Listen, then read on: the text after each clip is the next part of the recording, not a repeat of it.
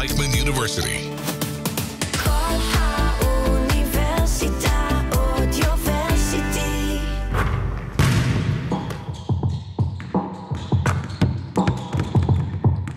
The Baseline. Stories from the court with Jonathan Rears and Mayor Cohen. We're back here, The Baseline, episode 12. Our guy, Ricky Lindo. What's up? How you guys doing? Thanks for having me. We're happy to have you. Thank you for coming in. Yep. This has been a great season so far. We're on a roll, and we're loving it. It's been awesome. Just kind of like to start with our goal, what we do in this show is we want to have players come in, American players, European players. We want to hear their story. You know, every ball player has a different story. A lot of them represent their country like you do, and are able to play in all kinds of tournaments and stages. But really, it's the story of where you started playing ball and how that has taken this massive, how it's changed your life and how it has led you to where you are today and the ups and downs. We know every player is so different. So we're excited to get into it. First of all, thank you for coming in. How are you feeling? How's everything's going this season? And maybe introduce yourself just a little bit for our listeners. I'm from Washington, D.C., United States capital. 2 younger brothers. You said earlier, representing my country for my parents are Panamanian, so I was able to get the dual citizenship. I was born in D.C., but they were both born in Panama. We were able to then move over when they had me, and then been able to get that dual citizenship. Been playing with Panama since I want to say junior summer, going into my senior year of high school. Oh wow! So I've been playing with them since I think that's when I want to say under 17. So I've been playing with them since then, and then I think I took a few years of not playing with them. First couple years of college, just wanted to make sure I was acclimated with the college life, college system. So I took a break from Panama in the summers, and then I came back to them. They offered me to play with the national team, the real team, like the big dogs. And my junior year of college, and I accepted. Played good, played decent, got my name out there. It was really good for me, good to get that experience with pro players. Obviously, I didn't get paid. Obviously, that was before the NIL era. So I didn't get paid, so I was able to go back to college, played again the next summer, and I've been playing with them ever since. So here I am. So let's take it way back. Go back to high school. Okay. I actually just came across a YouTube video, like a little docu-series that they've been doing. Oh, yeah. Yeah, I saw that. So they were talking about how you were going to go to prep school, and then you, from like sophomore to junior year, you grew like 4 or 5 inches, right? And you were like 6'8", going into senior year, had a crazy season. Yeah. And then you decided to ditch the prep school route and ended up committing to Maryland. So do you want the prep school story or the... We want all the stories, man. We want it all. So, all right, I'm going to start with the high school story. So, going into high school, went to a D.C. public school, Wilson. Well, they changed the name now, it's Jackson Reed, but I graduated from Woodrow Wilson High School. Went there, enrolled. I was about like 6 feet. I don't know. I can't convert that to centimeters. No, we don't do that. Y'all don't do that? Okay, all right, good, cool. So I was about 6 feet, probably like 5'11", 6 feet. I was playing freshman basketball. My high school had freshman basketball team, JV, and varsity. I was on the freshman team. So I was 6 feet, wasn't a big. So they was like, all right, we're gonna develop your guard skills. I guess that's where my guard skills come from now. And then did okay. I was more of a shooter back then. I don't know what happened. Maybe lost that with the height. But that summer after my freshman year, I grew like 6 inches. Wow. So I grew 6 inches. I don't know how. I just remember going into school, like probably like the first week of school. I'm walking in the hallway. The head coach of the varsity team like walks up to me. He's like, "Yo, Ricky." I was like, "Yeah, that's me." Had to double check. Yeah, I was like, "What happened this summer? When did you get this tall?" I was like, "I don't know." And then he was like, "All right, come to practice after school." I was like, I was already going to practice, but that's cool. And I was like, "He means varsity." I was like, "Oh, all right." I was on JV, so I was thinking, all right, I was already going to practice, JV practice. So what are you talking about? Then he was talking about JV, so I was like, oh, he put me on JV that whole sophomore year, and no, not JV, varsity. My bad. Put me on varsity. I think that's where I got a lot of my exposure from. I got exposed to big boy basketball of high school at the time. At that time, DC basketball was really big. Public schools had a lot of great players at the time. Private schools are going crazy, obviously. I don't know if you guys know, but like Gonzaga, the Matha, St. John's, Paul VI, all a bunch of schools that produce high prospects at college. A lot of those players go to Duke. A lot of like 3 of them just went to Duke for like past 3 years from Paul VI. And then so I was able to play against those guys, got more confidence, and then junior year is when I really found my groove and really started playing. Got my first offer. I will never forget. It was Canisius College. My first college offer. I'll never forget them. They came into the gym one day after school. Coach told me to come work out. Which division was that? That was Division 1. Division 1, yeah. Canisius Division 1. They were they came into the gym. I think I don't remember the workout specifically now that I'm getting older, but I just remember I was dunking everything. I remember the coach just told me, Joe, just dunk everything. We're gonna make you look good, but you just have to dunk everything. I was like, all right, fine. Still doing it today. Yeah, I think I carried that on till now, to today. So I'll thank him for that till the day I die. So he was like, just dunk everything. And Canisius coach was greatly impressed, and he gave me an offer that day. I was super excited. I remember calling my dad, calling my mom, telling them how super excited I was. I think my dad had told me like a week before, like a couple months before, like, if you get a college offer, I'll buy you a car. Woof. Yeah.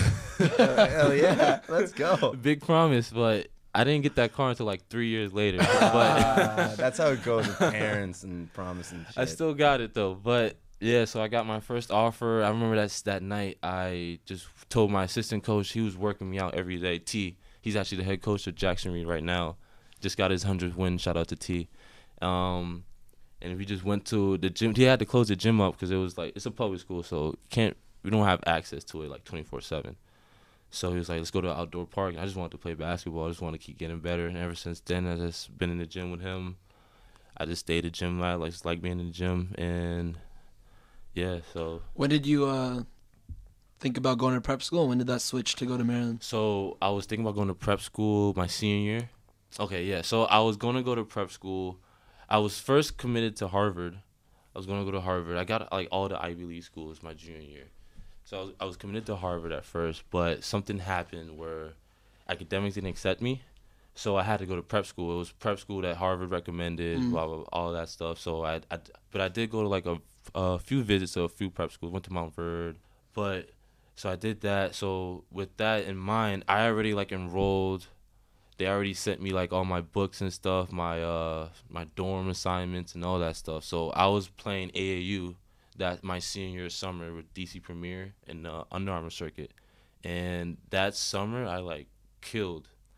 We won Under Armour circuit, we won Fab 48. We were like one of the best teams defensively in the country. And that was the same year that Takeover, another DC team in the Nike EYBL, won the EYBL as well. So that's when like the DMV area was known as like one of the best areas for basketball. So I got a lot of offers. Maryland offered me right there. I remember. You want the story? Yeah, give it to us. So it was the last day of AAU. We had just won a championship. We were in Vegas too, so we were just walking the strip. Mind you, we're like 16, 17-year-olds in Las Vegas after winning a championship. Just not able to do anything in Vegas. Just walk around the strip. It's hot. You can look. That's what just you can look. do. Just look. It's hot. You're sweating. And then, but we're 16. We're just happy we won. Everybody's getting calls. Everybody's getting offers. And I remember we're about to go back to the airport to go fly back to DC, and we're all in our coach's hotel, like his hotel. And I think we checked out our hotel room, but he had late checkout. So we went to his hotel room. And we were all just tired, so we all just slept in the hallway. I remember I slept in the hallway. I got comfortable, and my phone rang, but I was like too deep into sleep, so I missed the first 2 calls. And I woke up. It was a call from an assistant coach in Maryland. What's his name? Brodus. He called me, coach. He's a head coach at Morgan State right now. The Brodus. He was a recruiter who was recruiting me throughout that whole process. He was calling me. He's like, "Yo, Rick, well, what are you doing?" I was like, "I'm just waiting to go to the airport." He's like, "Mark Turgeon, he's the head coach in Maryland at the time. That called you like twice." I was like, "Oh shoot, let me call him right back." So I called him. Mark Turgeon immediately offered me right there. He's like, "Yo, Ricky, I know you reclassified for 2019. We would love to have you here now, 2018. We would like to come. We want you to come on an official visit like this following Tuesday. Whatever we need to do to make this happen, let us know. So I'm like, all right, cool. I called my dad right after. I was like, Dad, they offered me, they want me to come, but this year though, so that means no prep school. He was like, and they also want me to come on an official visit. He was like, we live 30 minutes away. We don't need an official visit. You don't need to stay in a hotel. It's like, all right, fine. Let's see what they have to say. So we went that same Tuesday, actually. And they had, like, I don't know what it was, but, like, they had, like, the best marketing I've ever seen. I don't know if I was, like, 16, didn't know any better, but I loved it there. I saw that I could play right away, and I committed probably, like, that same Friday at the end of the week. Talked it over with my parents, talked it over with my head coach at high school, AAU coach, and decided, like, yeah, let's do it. And then just committed to Maryland. Never went to prep school. They were a bit mad about that, but nothing I could do about it now. And then here I am now, yeah. Yeah, is that the kind of one of the big dogs in the area? Like if you're playing in that DMV area, what are the big schools that if guys get an offer from there, they're like, it's automatic, and you live so close to it. So was Maryland one that you were looking out for? Yes. It was really Georgetown. I'm going to be honest. Georgetown was my dream school since I was like a little kid. So, like, it was Georgetown. Obviously, you guys know Georgetown's history. Allen Iverson, Patrick Ewing. Sure. Like, they're, like, an historic, like, they haven't been doing so good recently, but your brother will pick them up. We'll see. We'll see. But, like, they're doing good this year, but I think they just beat Villanova by 1. Okay. So, they're doing good this year, but I wanted that offer so bad, but Maryland was just on it. They were on it. Maryland was like a close second because when I was growing up, Maryland was winning. 2002, they won a national championship. They had a bunch of players. Like, I don't know if you guys know Melo Trimble. He's a great overseas guy right now. He's in, I want to say Russia. Melo Trimble, great point guard, a great college point guard. Anthony Cowan, he's in Lithuania playing BCL. And so I, like, grew up knowing these guys. I played against Anthony Cowan in high school. And it's funny because he later became my point guard in college. And so, yeah, like Maryland, Georgetown. We have Virginia, which is a bit more down south. It's like an hour away from D.C., but those are like the top schools. George Washington, Americans in there. Howard University's doing good too, yeah. You ended up going to George Washington University, and you had 19 points and 9 rebounds against Howard. Yeah, against Howard. Yeah, it was the week that game was during the week where like all the DMV teams, all the DC teams played each other. So I think American had just beat Georgetown at Georgetown, and I think American had just beat Howard. So it was like, now we got to see who's the best team in DC. So we ended up beating Howard, and then we played American like a week later. American beat us, so they got the best of us that year. So American was like the best team in the DMV that year. Maryland, for some reason, they don't want to play like those other DMV. They played George Washington my second year there. We did play against Maryland my second year there. When I was at George Washington, we lost, but that was such a great game. I was expecting them to boo me when I got announced, but they showed so much love. Yeah. So what happened after your second year at Maryland that you decided to move? I want to say, like, Coach Brodus that I mentioned earlier, my coach, he was recruiting me throughout. He left. Okay. He became the head coach at Morgan State. Seems like that happens a lot, where there's a player who goes for a certain coach. Yeah. The coach leaves. Yeah. And then it kind of fucks it up. And then yeah. So he was like the main like DMV recruiter for Maryland. Like he was a guy that would stay in state and like get all the DC guys, Maryland guys. So he got me. He got the Mitchell twins were like top 5. I mean like 4-star recruits back in high school. Got them. So like we were like supposed to be like a great team. Then he went and got the head coaching job at Morgan State, and I kind of like the DMV guys didn't have their DMV guy. You know what I'm saying? So it was like the twins left, I left. So. And where'd you end up leaving to after Maryland? I went to George Washington. You went straight to George Washington? I went straight to George Washington. That was during COVID. So that was the year COVID shut everything down. Then we had to come back. Everything was online. No in-person classes, whatever. So my first year at George Washington was that first year. And you got to get another year?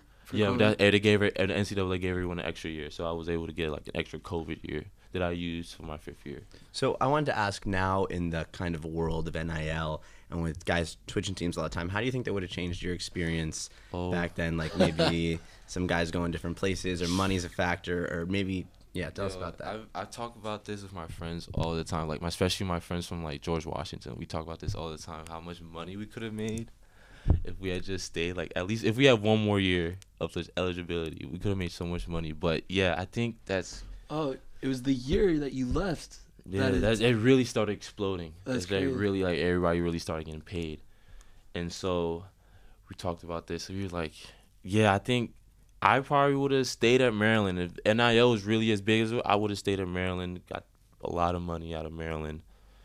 I don't know what would happen after that, but I think NIL has changed a lot of what these college kids are doing nowadays.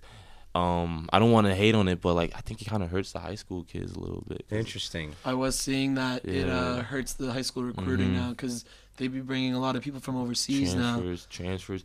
I don't know if you guys know, but they just passed a law for let JUCO players, junior college players, to if you play JUCO, you don't lose eligibility, so you can go like D1, D2, Right. and you can still have 4 years. So like I was actually talking about that with Jimmy Clark because he lost a year from playing JUCO. yeah. So now if that rule was established when he was in school, He would have played at Duquesne another year. he would have had another year at Yeah. Duquesne. So I think it helps a lot. As great for JUCO kids. No, Yeah, don't for get me sure. wrong. It's great for them, but I think it hurts the high school kids a lot because now it's like unless you're not one of those top kids who's like gonna like bring in the revenue, you kind of get left in the back burner. It kind of sucks for those kids, but like it's great. Like you get to get paid for what you do. That's true. Like back in the day, everything was under the table. You guys we all heard the stories and stuff like that. Yeah. So I think it's better now, in a way. But you see all these coaches quitting now and like retiring. So it's like because Yeah. of NIL. So you see how much of NIL has affected Yeah. everything. We mentioned that in a past episode. The coach of Virginia, actually. Yeah. He left because he couldn't handle it. And I watched a clip, and it was a player who had a great shot, and then he didn't take it. So there was a play designed for a player. He had the play, and he passed the shot up. And the coach in the interview after goes, "Oh, that's what we paid him. That's what he gets paid to do." Yeah. And I'm watching like, I can't Yeah. believe this is college basketball, and the coach is like, he gets paid to make that shot, He which is subbed him out something right you after hear because he didn't take the shot. Yeah. yeah, He's like, so yeah. that's kind of changed the whole landscape.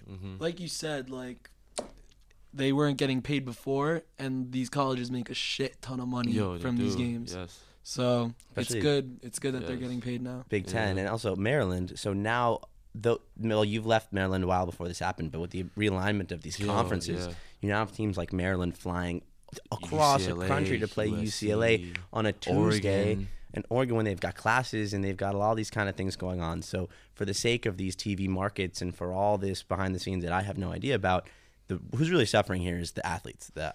You get pros of the NIL, but at the same time you're flying. I remember when I was in Maryland, just traveling to like Iowa or like Michigan was like a pain in the butt. Like I just wanted to be back home. And then I would just imagine traveling like UCLA. I mean, it's Los Angeles. Don't get me wrong, but like you're not really there to like sightsee. At least when I was there, you're not really there to sightsee. You're just in the you're in a hotel. You're relaxing. You're doing what you need to do to get ready for the game. And then as soon as the game's over, you're ending up playing, going back home. So it's like Yeah, it's a lot. And tolling your body, tolling your that's a 4-hour mental. flight. After you're done at George Washington, when do you start thinking about coming overseas?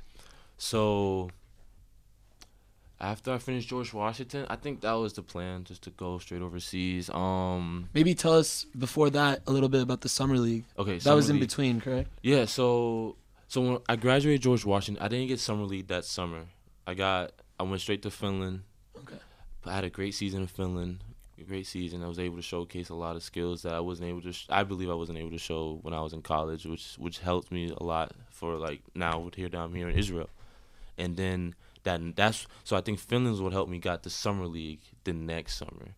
I got summer league with the Dallas Mavericks. So went there for like a week before the actual summer league started. Got a lot of good practices. And actually, the head coach from Jerusalem was the assistant. Oh, no way. Yeah, he was an assistant. He's one of those assistants. I don't know what the program was specifically, but he was in Dallas with me, in Dallas and then in Vegas. So he was there. So I was able to talk to him. We played him in the preseason and the first game of the season actually. So I kind of have a little connection with him. So that was good.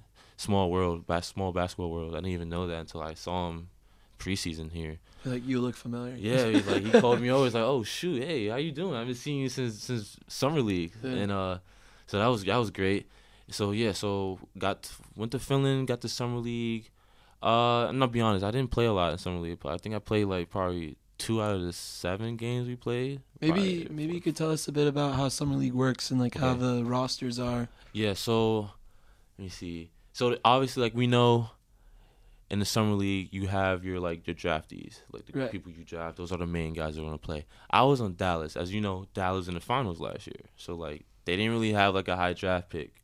I think the only draft pick they had there was Melvin Agensa, who plays for Asvel in EuroLeague in France, and right now, and he was like the 55th pick. So we all knew coming in like he was starting. They had Omax Prosper out of Marquette, who was their draft pick, their high draft pick last year. They had Jarek Lively too, but he plays, so he wasn't playing summer league. But he was there a lot during the summer. He was in practice a lot. That's cool. So he was there a lot working out. He was also helping us too. So like it was great of him to actually learn from a big, and an NBA big with finals experience. You don't get that often.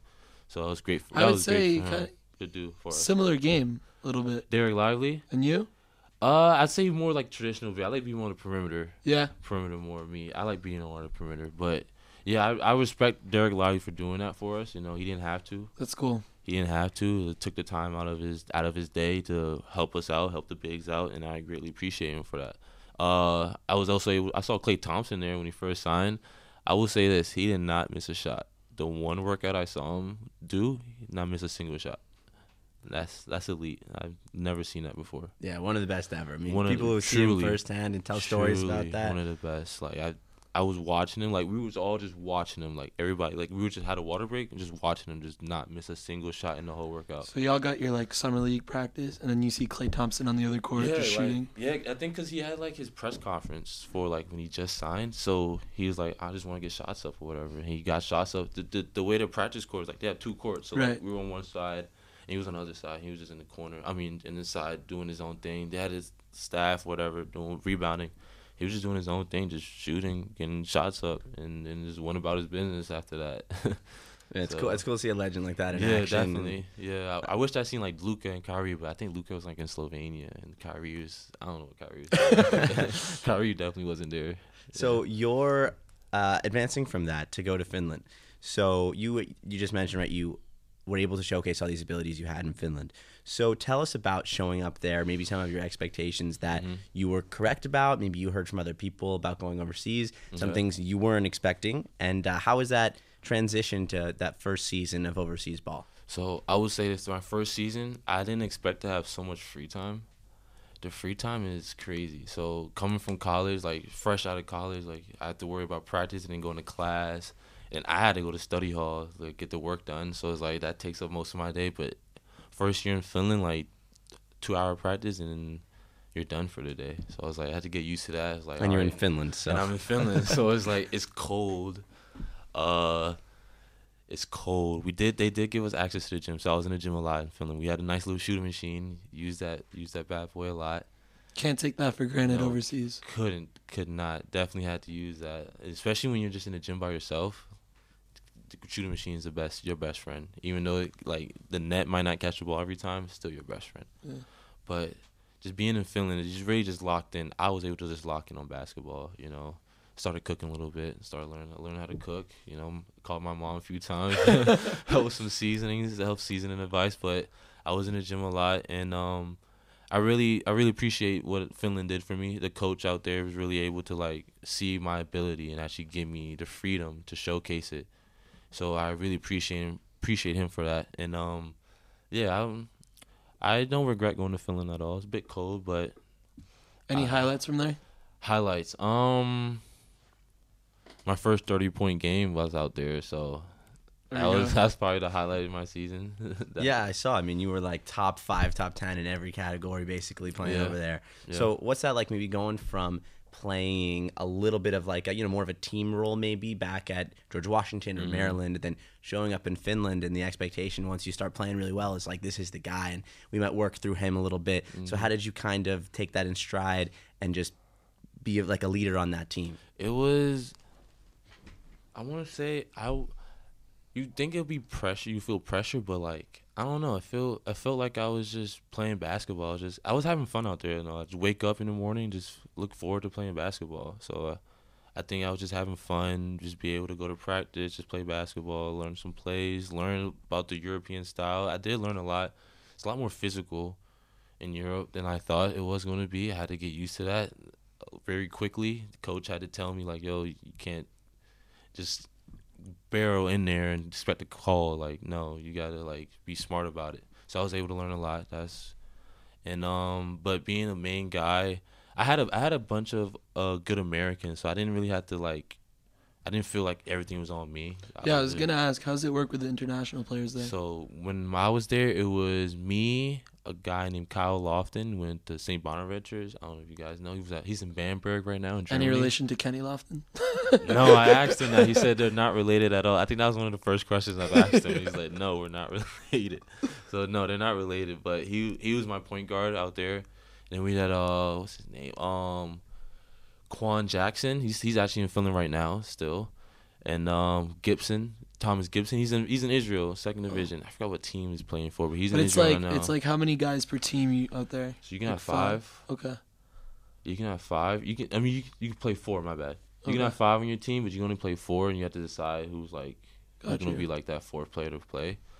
And but we didn't really have that problem. A lot of our guys were injured, so like if one American was out, all right, the next one would just come in and just play for him, and then unfortunately it was flip flop like that. So like that's unfortunate, like injuries like that. But that's pretty much how it works. Pretty much the same here, unless you have the money to pay for that extra American to play. The teams do it, right. But most of the time you just play four Americans, and you just have to decide who plays, if that fifth American plays or not. So that summer league was last summer. Yeah. And then from that summer league, did you get a lot of recognition and like? Yeah, I did. More overseas exposure. Yeah, I got a lot of phone calls coming home after summer league. Got a few calls from France, a few calls from Italy. I was intrigued by Israel because a lot of overseas hoopers that I know back in D.C. was like, yo, Israel's a great place to be. It's a great city. Other than the war, like, you're going to have a great time.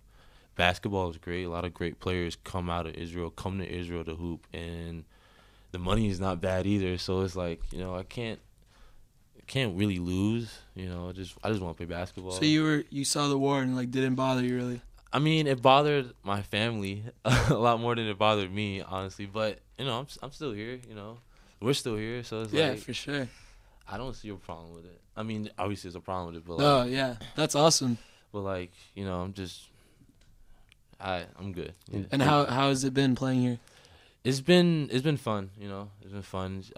New experiences, obviously. My first time just being in, like... Shabbat really caught me off guard. The first week. I will not lie. The first week, I had practice. It was an early practice, so I'm thinking, all right, I'm chill, order some food. No, everything's closed. There was like, they did warn me, like, get your groceries, like, before. So I did get that. It was like, I wasn't expecting it. Everything's closed. It's quiet. And then there was this one holiday, when you can't drive. Yom Kippur, probably. Yom Kippur, like, you can't. They was like, yo, do not drive or you will get in trouble. I was like, what is going on here? I've never heard of something. That's pretty crazy. I've never heard of a holiday like this. But your kind of integration into being here, have you been to some Shabbat meals around here? Yes. So tell us. The fans here are so great. I mean, the Ness Ziona fans, they're great. They invited me to so many dinners. They made living here a lot better. They gave me baskets for Christmas. Even though Christmas not really celebrated here. Like just for them to think of me, like they know like my family's not here. I'm here like alone. So it's like to spend the holidays with like really just my team. Just for them to think of me that way is really great. I've been invited to a few dinners. Went to the coach's house for one of the holiday dinners. I don't remember. There's so many of them. There's a lot. Don't worry about it. There was, I think October was one. There's one like every week. Yeah, there is. So I was like, they invited me to a few of those. I definitely got invited to a few dinners. It was wonderful. The food is great. The hospitality is amazing. Like, you guys are really great people. So it's awesome. Like I couldn't complain, and the food was amazing. So I always went home with like extra takeovers and stuff. And then how's it like?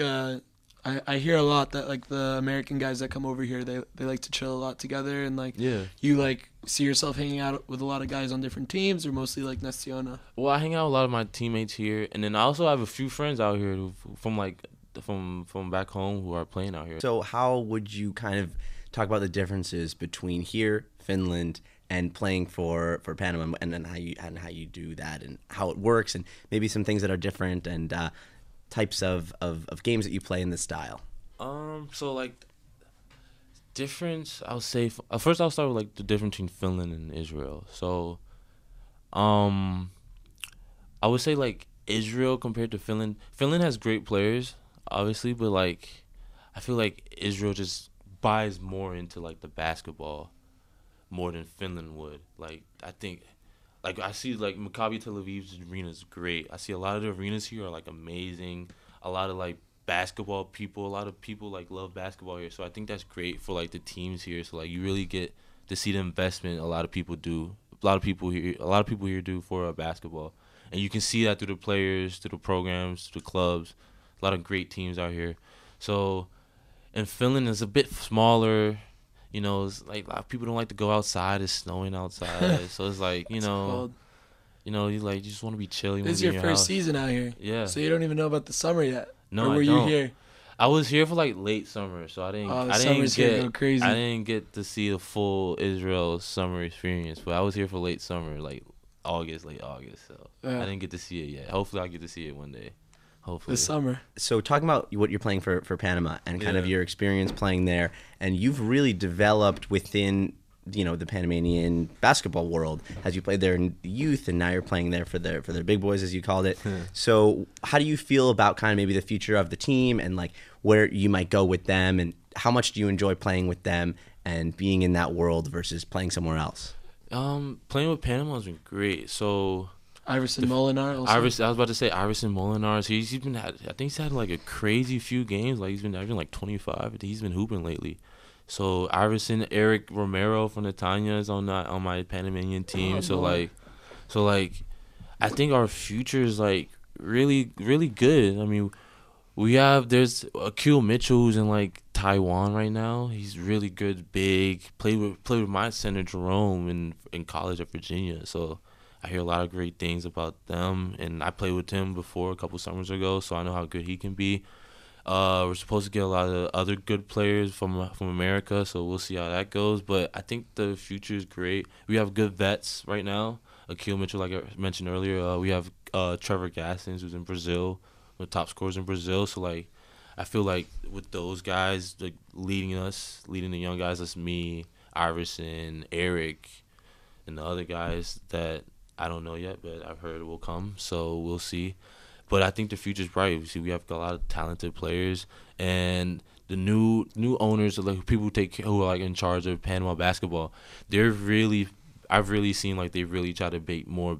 They're trying to put more emphasis on basketball in Panama. Like how I mentioned, like Israel, they like to invest in basketball. Panama, I've been seeing they're trying to do that the same way. The gyms are getting better. They're building new gyms.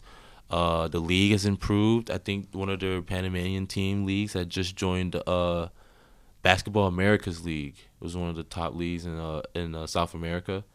So I think they're doing good to push the basketball demographic in Panama. So I think with me, Iverson, Eric, and all those other young guys coming up, we can really make basketball in Panama a really big thing. And I think it starts this next FIBA window when we play against Brazil in Paraguay. So totally. We just had Ryan on, who, you know, I'm sure you've heard, but how like he inspires other kids, and even this level of what you're doing, especially this level, I should say, it's like that is when you kind of can really feel the impact you maybe have, because you know Panama's investing all this money in their basketball program, or time and effort, because they know that they have players that can win and then can, you know, do this and inspire kids to do that. So I think a lot of athletes need to realize that like that's so amazing, and what you're doing and the hard work you're putting in and how that's translating to the national team there. And the reason they're investing in you is because they know how it could help their own players and kids, which is awesome. Yeah, that's really cool. It's awesome. And how are you feeling now in Ness Ziona? How you like the team? What do you kind of like? I know it's hard to think about this during the season, but what are you kind of playing towards? Are you playing towards maybe trying to get back into the G League NBA? Are you playing towards staying in Israel? What are you? Right now I'm really just trying to make sure like I can play the best that I can for the team. You know, on a two game losing streak right now. So like just trying to trying to get back on that winning side. I think I try not to look at the standings as much. Just I don't want to get that on my head. Just gotta worry about the next game. But I think we're in a losing record right now. So just trying to make sure we get back on that winning side. I know the club really wants it. They really need it. So I'm just trying to help the club. But honestly, the ultimate goal, hopefully NBA. Obviously, would love to go back home, play in front of my family again. But if a great opportunity in Israel opens up, I can't not take it. So yeah. So as we're just kind of wrapping up here, I just wanted to really know more about it because we have so many athletes that have played in so many different places. So what do you feel that's super unique about the game here? That we know that there's a new generation of Israeli players that are coming. A lot of them are really good, and just from us watching, we've been here for 3-4 years, and we've seen how much better the league has gotten. But what's something unique about Israel, maybe even the play style in Israel that you've noticed, whether some Israeli players or just overall something that's unique here you feel like in the game that you might not find in another country or another place? I would say it's probably as technical as college. It's only my second year, so I haven't seen everything yet. But from what I've known, from what I've seen, from what I know, this is a lot of technicalities. Our coach himself, he likes to break down everything, talk it down. If this happens in the road, this could happen or this could happen. So you learn a lot, and I think that can really help, especially since I'm so young, only second year playing pro. That can help me, especially if I want to play NBA or even just EuroLeague, Euro Cup. That can help me a lot in the future. So that's what I've seen a lot from my team here in Ness Ziona, and from the other teams. I'm 16, 18 games in now. So yeah, I've seen a lot of great teams out here. A lot of great coaches. The coaches really know what they're doing. Plays that I haven't seen before. I got watching on film and then actually playing against it is dang, I haven't seen this, but now that I know, what doesn't kill you makes you stronger, I guess. Yeah. So experience. Yeah, experience is really helps. Right. It really helps. So yeah.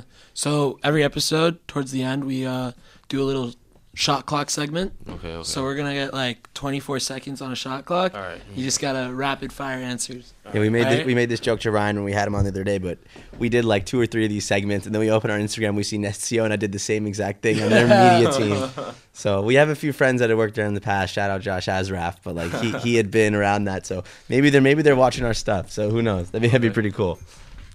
Yeah, actually, I wanted to mention Josh Azraf, one of our guys. He was talking to the GM of the Ness Ziona team while sitting next to, he was sitting next to the GM of the Ness Ziona team at your summer league game talking about you. Really? Yeah. That's crazy. Interesting. Wow. Maybe a little plug there. That's crazy. Yeah. That's wild. And so he was in Vegas when that's wild. All right, so I'm going to put up a little shot clock right here. All right. And we're going to go rapid fire questions. You want to start? I start? Okay, I'm Before we start, what type of questions are we asking? Just basketball? Oh, everything. Yeah. All right. See, I had to make sure we don't before want we to get started. We don't want to All tell right, you too much. Yeah. All right. But mostly basketball. All right. Just making sure All I right, know what ready? I'm getting into. All right. Ready? Yeah. Panamanian food or Israeli food? Panamanian food. I'm Favorite sorry. player growing up? Russell Westbrook. Favorite NBA movie? Favorite basketball movie? Thunderstruck with Kevin Durant. Ooh, forgotten NBA player. Ooh. Jared Bayless. I don't know why I thought of him. Who's been your biggest mentor in basketball? Russell Westbrook. Pre-game routine? I gotta pray. Favorite snack? Healthy? Does it matter? Okay, cookies. Favorite cookies. sneaker? Favorite sneaker? Sneakers. Jordans. All right, that's it. You thought real hard, then said healthy, and then switched to cookies. Yeah. I wasn't sure if you got I'm actually super surprised you said Thunderstruck. That was one of my first basketball movies growing You up. know what's crazy? I was on TikTok. I don't know if the TikTok man. Yeah. You guys heard about Yeah, that? Oh, I did hear that. Yeah. So I got banned from TikTok for those 14 hours. Okay. So for the first things when I got it back, when TikTok came back, first thing I saw was Thunderstruck. No way. A clip of Thunderstruck, and I was like, yo, that brought back so many memories of when Yeah, I first for saw real. that movie.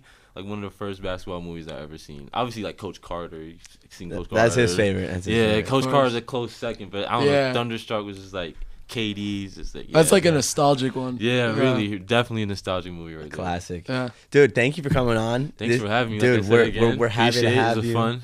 Appreciate you guys. Thank you. And we just hope anybody who's listening to this, you learned about another story of basketball, and we're happy that we have this platform for you to come on and tell us everything. And best of luck for the rest of the season. We're rooting hard for Ness Ziona, seriously. Turn up. We're going to see you in the NBA next year. Yes, sir. Yes, sir. Oh, my God. Thanks again. Thank you. Appreciate it.